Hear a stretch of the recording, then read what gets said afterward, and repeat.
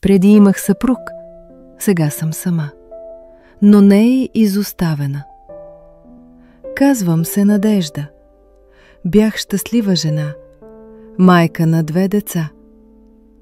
Един ден телефонът звънна и светът ми се срина. Той загина внезапно. Останах с 2 малки ръце, които ме държаха, докато аз се разпадах. Господи, помогни ми! И тогава в сърцето ми дойде тих глас.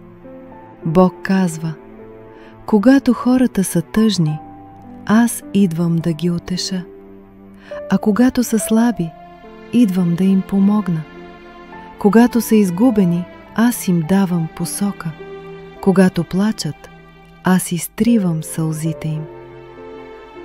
Плаках не от болка, а защото за първи път от години усетих, че не съм сама.